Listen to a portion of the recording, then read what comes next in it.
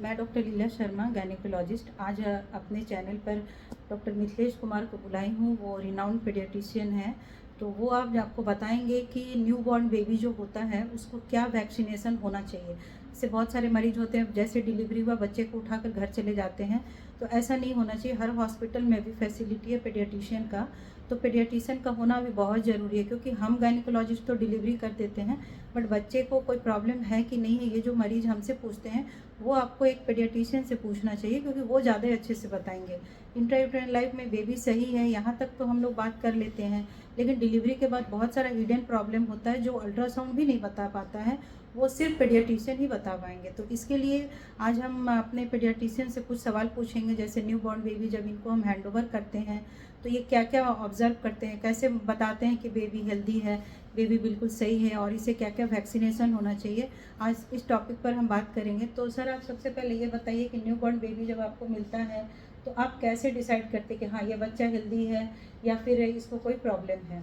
Thank you madam invite करने के लिए। सबसे पहले जो बच्चा डिलीवर होता है तो कुछ हम लोग एग्जामिन करते हैं उसमें, जैसे बच्चे का सेचुरेशन कितना है, धड़कन कितना है, कलर कैसा है, एक्टिविटी कैसा है, और बेबी का क्राइंग टाइम भी इम्पोर्टेंट है, तो हम लोग पूछ लेते हैं क्राई हुआ है कि नहीं। ये सब चीज से पता चल जाता है बच्चा स्टेबल है कि नहीं। बच्चा जैसे स्टेबल हो गया, सब कुछ ठीक है, तो सेकेंड चीज आता है वैक्सीनेशन। और वैक्सीनेशन से पहले हम लोग माँ को तुरंत फीडिंग करवाते हैं। माँ का दूध जैसे निकले बच्चा तुरंत फीडिंग कराइए। इवन कि अभी तो हो गया कि जैसे ऑपरेशन थिएटर में ही अगर सिजेरियन हो रहा है, बच्चा निकला, तो निकलने के साथ अगर स्टेबल बेबी है, क्राई कर रहा है, सब कुछ ठीक है, तुरंत फीडिंग कराइए उसको। फीडिंग करा के फिर उसको हम लोग लाते हैं, एक जगह होता है रेडिएंट वार्मर रहता है, वहाँ पे कुछ जांच करके हम लोग फिर पहुँचते हैं कि वैक्सीनेशन।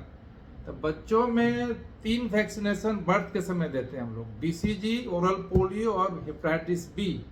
हेपेटाइटिस बी तो जन्म के 24 घंटा के अंदर ही फर्स्ट डोज, 0 डोज जिसको बोलते हैं, दे देना चाहिए। बाकी बीसीजी, ओरल पोलियो भी अगर साथ में दे दिया जाए तो और बढ़िया है।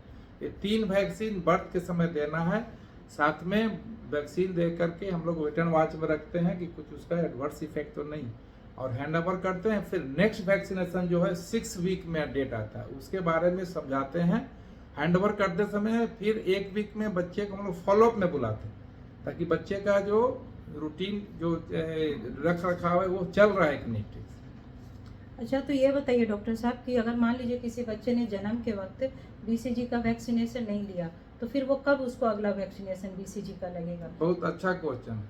अगर कोई बच्चा छूट गया, ऐसे तो बीसीजी का वैक्सीन 1 ईयर के अंदर कभी भी दे सकते हैं, 1 साल के अंदर, लेकिन प्रयास करना चाहिए कि नेक्स्ट विजिट में जो बुलाते हैं हम लोग 1 वीक 10 दिन में, उसमें दे दिया जाए उसको।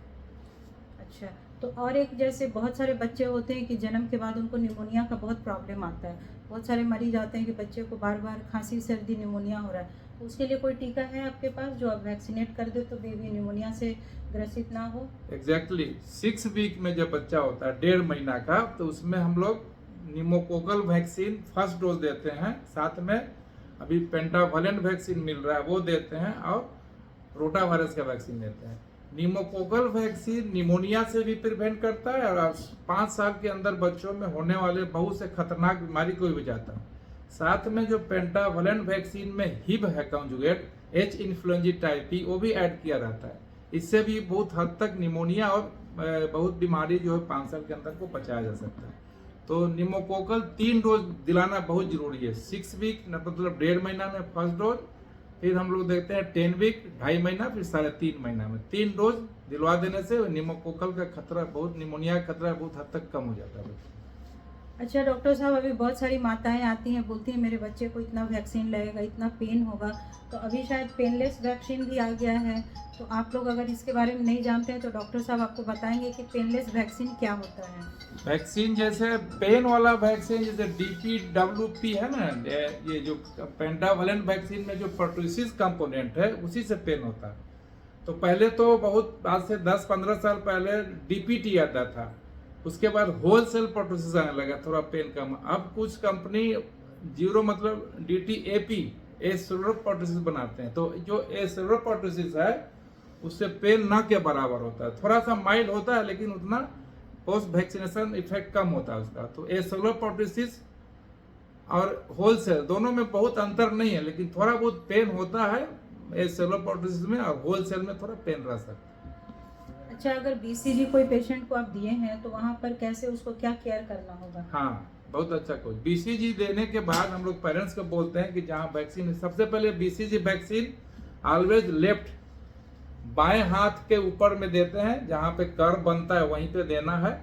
और ये बहुत सावधानी से इंट्राडर्मल वैक्सीन है, जहाँ देते हैं वहाँ देने के 1 सप्ताह 10 दिन में रिएक्शन शुरू होता है बच्चों में। जैसे वहाँ रेडनेस होगा पहले, फिर स्वेलिंग होगा, फिर उसमें पस पॉइंट आएगा, फिर 3-4 महीना में वो पस पॉइंट झड़ के स्कार बना के वो चला जाता था। ये समझा देते हैं कि ये सब चीज होगा, उसमें कोई दवा का उपयोग नहीं करे, वो अपने आप नेचुरल फिनोमिनन है, वो दाग छोड़ के हट जाएगा। अच्छा, बहुत सारी जो मरीज आती हैं कि बच्चे को सैया से या आंगनबाड़ी में टीका लगवा लिए, तो बहुत सारा जो फोड़ा बड़ा हो जाता है, एब्सेस बन जाता है, उसको फिर आप लोग क्या करते हैं न्यूबॉर्न बेबी का? उसमें देखना पड़ता है कितना बड़ा साइज है, उसके नीचे लिम्फ एडनीपैथी तो नहीं। कभी कभी सैया लोग ठीक से नहीं दे पाते या ज्यादा डोज दे देने से थोड़ा स्कार बड़ा होता है, उसमें करना कुछ नहीं है। वो डिपेंड करता है कि कितना बड़ा स्कार है और उसका लिम्फ एडनोपैथी डेवलप हुआ है कि नहीं। अगर लिम्फ एडनोपैथी हुआ है तो कुछ मेडिसिन देते हैं, नहीं तो देने का जरूरत नहीं पड़ता। अच्छा, एक और इम्पॉर्टेंट क्वेश्चन, जब न्यू बॉर्न बेबी जन्म लेता है तो बहुत सारी महिलाएं बोलती हैं उसका जो अम्बिलिकस है, नाभि है, उस पर कुछ दवा लगाना है रेड या ब्लू कलर का, तो नाभि का केयर वो कैसे करें? वो अम्बिलिकस जो है कब झड़ता है और उसको कैसे केयर करें कि उसमें इन्फेक्शन ना हो? क्योंकि न्यू बॉर्न बेबी का डेथ का बहुत बड़ा कारण है अम्बिलिकल सेप्सिस, जिसको हम लोग कहते हैं, वो बहुत इंपॉर्टेंट है। न्यू बॉर्न बेबी को इससे बचाना है आपको, तो इस